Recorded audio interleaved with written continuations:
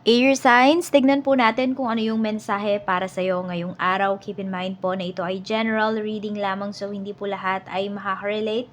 So be open-minded. Sa mga hindi pa po nakasubscribe dito sa ating channel, please subscribe na po kayo. And palike na din po ng ating video. At sa mga nais pong mag-avail, ating private readings ng ating Evil Eye Amulet, ng ating Char's Bracelet, makikita nyo po yung link sa description box. Tarot Intentions by Aliana Reyes. Tignan natin ano po yung mensahe. Mensahe natin.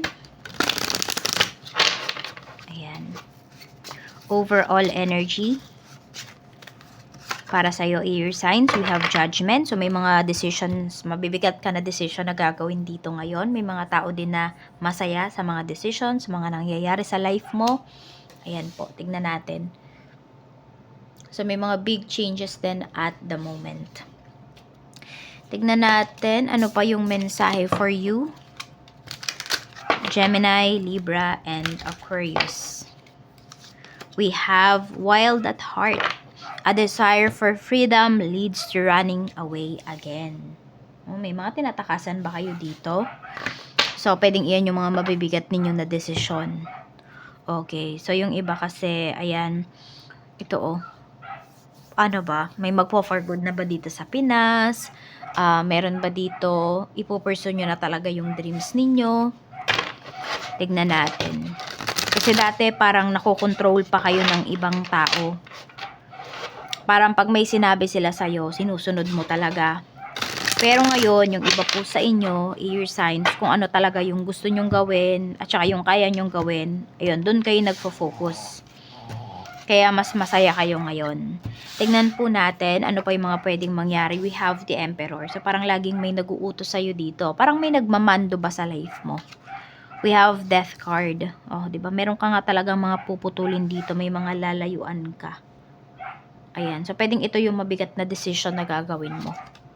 We have 7 of Pentacles. Bakit? Kasi yung iba po sa inyo, hindi na talaga kayo nakakaramdam ng satisfaction, hindi na kayo nakakaramdam ng growth pagdating dito sa sitwasyon na kinalalagyan po ninyo ngayon. Kahit sino man po yung kasama ninyo. Yan. Kaya parang mas gusto nyo mag-isa lang po kayo, mas nakakabuelo po kayo pagdating sa inyong buhay. Tignan natin pagdating naman po sa iyong pamilya. We have King of Cups. Meron tayo ditong Ace of Swords. Meron ba kayo ditong family members na nakasagutan or hindi po kayo okay? So, yung taong to could be a water signs, Cancer, Pisces, and Scorpio. Mukhang galit sa'yo yung taong to, air signs. Ayan. Nakikita niya lang kasi kung ano yung mga gusto niyang makita. So, medyo close-minded yung taong to. Tignan natin pagdating naman po sa iyong mga kaibigan. So, we have 8 of Cups. Meron tayo ditong 6 of Swords pagdating po yan sa mga friends mo. So, tignan mo, may mga, hindi ko alam kung ikaw ba yung lumalayo sa mga friends mo or yung mga friends mo yung lumalayo sa'yo. Pero kasi, diba, ito nga, ikaw yung naghahanap kasi ng freedom. So, pwedeng ikaw mismo yung lumalayo sa mga friends mo. Ayan po. Yes, parang iniiwasan mo talaga sila. Pwede rin naman kasi hindi naman din kayo madalas nag-uusap ng mga kaibigan mo. So, parang siguro normal na lang to sa inyo. Yung hindi kayo laging mga nag-uusap-usap. Tignan natin pagdating naman po sa iyong kaperahan. Sa kaperahan naman, we have Ace of Wands. Tapos, meron tayo ditong 4 of Pentacles. Ayan, pagdating naman po yan sa iyong kaperahan. Okay. So, may mga actions talaga kayo na iti-take dito para sa inyong future, para sa inyong pera. So, malakas po yung loob ng karamihan sa inyo, air signs. Yes, gumagawa talaga kayo ng paraan dito para kumita, para madagdagan pa po yung pera ninyo. May pag-iipon na pinapakita dito. Ano ba yung mga pinag-iipunan po ninyo? So, ayan no. Pwedeng madagdagan pa yan. Wag lang daw kayo magmamadali. So, kung ano man po yung ginagawa ninyo ng mga ways para kayo ay kumita, wag kayong magmamadali. Diba? Wag kayong maging mainipin. Kailangan mahaba po yung PC ninyo. Kung kayo man ay magnenegosyo, kayo man ay magtatrabaho, kailangan mahaba po yung PC ninyo. So, tignan natin para po sa mga nag-apply ng work. Check natin kung matatanggap ka ba. Wheel of Fortune. Sasang-ayon po sa'yo ang mga pagkakataon. Ayan. So, itong judgment nga natin na to, pwedeng ito ay message, ito ay call na marireceive mo doon sa inaplayan mo. And we have Wheel of Fortune. Pwedeng sobrang magugustuhan mo kung ano man po itong trabaho, itong company, itong agency na mapapasukan mo. Sa current job naman, okay, mga may current job naman dito, may nilulook forward kayo. Two of Cups. May nag-aalok ba sa inyo dito ng mas magandang opportunity? So, yung iba po sa inyo, yun yung nilulook forward kasi ninyo.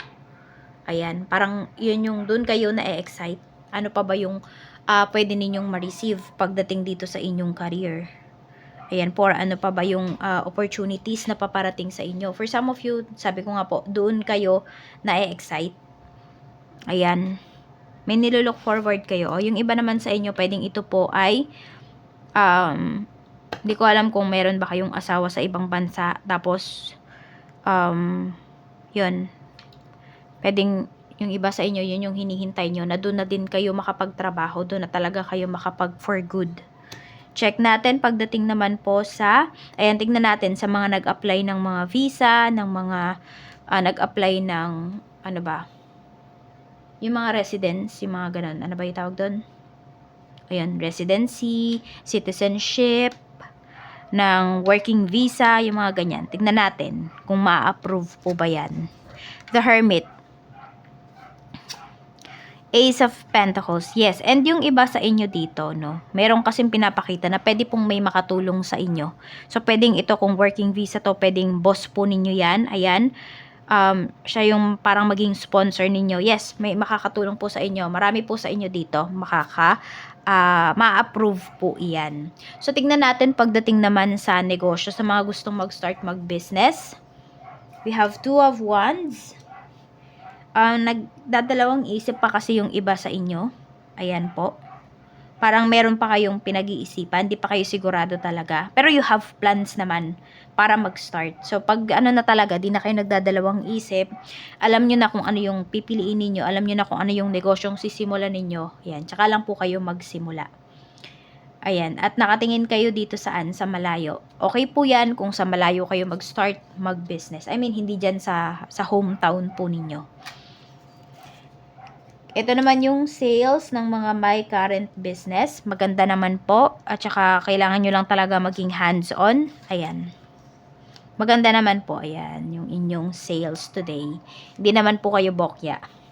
Tingnan natin pagdating naman po sa iyong. Kaya lang kasi nakikita ko dito yung iba yata sa inyo air signs.